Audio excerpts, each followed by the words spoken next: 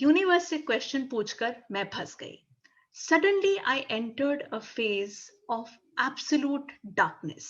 अब मैं आपको इसका एक मेंटल पिक्चर कन्वे करने की कोशिश कर रही हूँ कि मैं एक ऐसी मेंटल स्पेस में एंटर कर गई जहाँ पे हर तरफ सिर्फ अंधेरा ही अंधेरा था। जो मैंने लव एक्सपीरियंस किया, जो मैंने स्पिरिट के साथ कनेक्शन एक्सपीरियंस किया, जो मुझे मजे आने लग गए थे अपनी स्पिरिचुअलिटी में, वो सडनली एकदम अचानक इस पर्जिंग के बाद खत्म हो गए।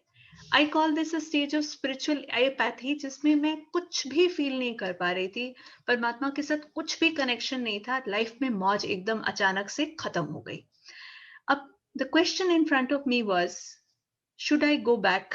आप एक गहरे टनल में आ गए जहां हर तरफ अंधेरा है, आपको हाथों हाथ कुछ भी नहीं सूझ रहा और आपने डिवाइन मस्ती महसूस कर रखी है। बट मेरे अंदर क्वेश्चन चल रहा था, क्या मैं वापस जाऊं? जिस रास्ते में आई हूं, क्या मैं वापस जाऊं? वापस जाने का मतलब था परमात्मा को एज ए क्रच ही अपनी लाइफ में सारी जिंदगी के लिए रखना, कि क्या मैं आगे बढ़ूं और परमात्मा पे विश्वास रखूं कि शायद उसका प्रेम मुझे किसी ऐसी जगह ले जाए जहां पे मैं सोच भी नहीं सकती कि मैं जा सकती हूँ। तो उस गहरे टनल में I was really in a state where I could not understand what was going on in my life. और सिर्फ परमात्मा पे मेरा विश्वास और उसको पाने की ललक ही एक ऐसी चीज थी जिसने मुझे उस पीरियड में कैरी फॉरवर्ड किया।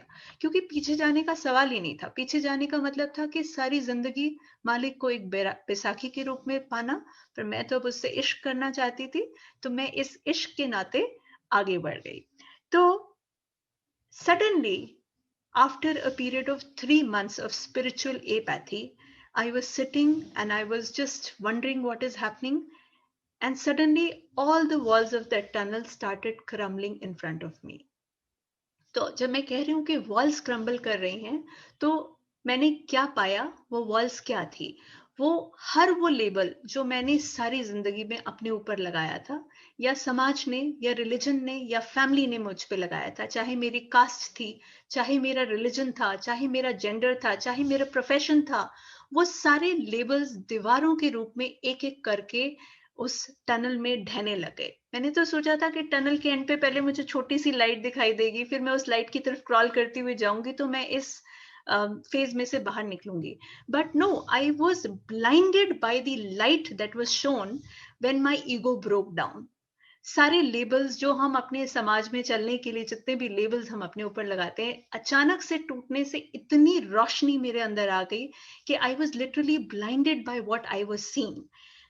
आप सारी जिंदगी अपने आप को एक बॉक्स के रूप में इमेजिन करते हो। उस बॉक्स पे आप, मैं डॉक्टर हूँ, मैं लड़की हूँ, मैं हिंदू हूँ, मैं जाट हूँ, मैं मुसलमान हूँ, जो भी लेबल्स लगाते हैं, और सडनली वो बॉक्स की दीवारें गायब हो जाएं, तो आप अपना सच्चा स्वरूप देख पाते हैं कि आप कितने अथाह, कितने लिमिटलेस हैं।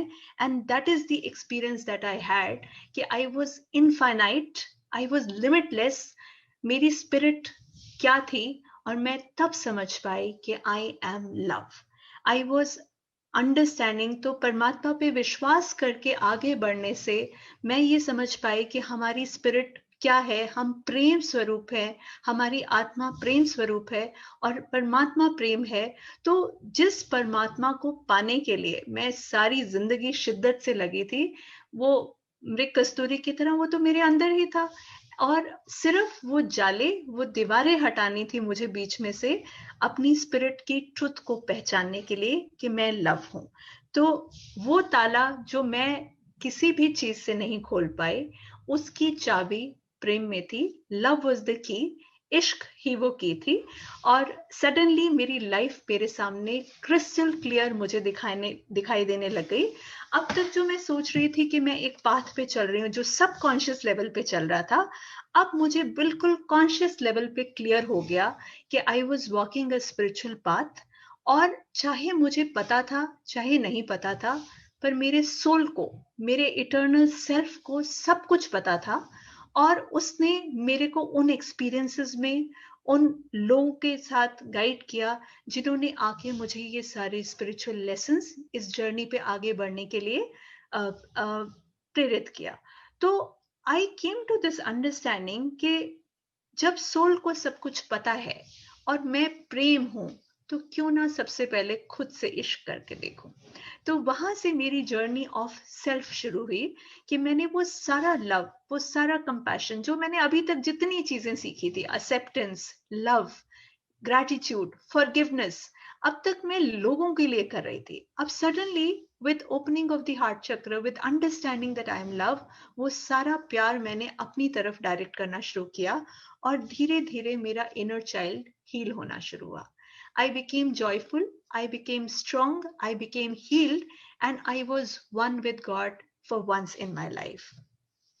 तो जब आपको ये अंडरस्टैंडिंग आ जाती है कि आप में यूनिवर्स है और आप यूनिवर्स में हैं और आप ईश्वर का वो स्वरूप अपनी आंखों से देख लेते हैं और अपना वो स्वरूप अपनी आंखों से देख लेते हैं, तो फिर आप अंडरस्टैंड कर पाते हैं कि मुझे पूरे वर्ल्ड को चेंज नहीं करना।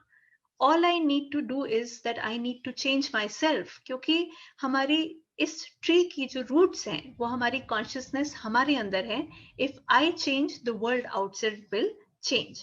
तो इसके साथ I entered the next phase of my life where I was the creator of my life. तो आई डिसाइडेड कि आई एम द क्रिएटर, और जिस चीज पे भी मैं फोकस करूंगी वो चीज मेरी लाइफ में बढ़नी शुरू हो जाएगी। ये बात मुझे अब तक बिल्कुल समझ आ चुकी थी। तो अब ये चीजें क्योंकि मैं कॉन्शियसली कर रही थी और मुझे ये बात भी समझ आ गई थी कि मेरे जाने ना अनजाने इस 40 years की जर्नी में मेरे सोल ने मुझे हमेशा गाइड किया है और मुझे ऐसी जगह पर लेकर आ गया है जहां पे मैं इस जर्नी पे आगे प्रोग्रेस कर पा रही हूँ। मैंने अपना सॉफ्टवेयर ऑपरेटिंग सिस्टम चेंज करने की सोची। अब तक मैं अपनी लाइफ अपने माइंड से जी रही थी। सडनली जब मुझे ये अंडरस्टैंडिंग आई कि मेरे बताए बिना भी सोल को मेरा सारा रास्ता पता है, तो मैं क्यों अपने दिमाग पे इतना जोर डालूं। I decided to upgrade my software and change the operating system from mind based, fear based to heart based, soul based. But ये कहने में जितना खूबसूरत और आसान लग रहा है, it was not a easy journey. It was a very very difficult journey, क्योंकि इसमें आपको बहुत सारी चीजें सरेंडर करनी पड़ती हैं।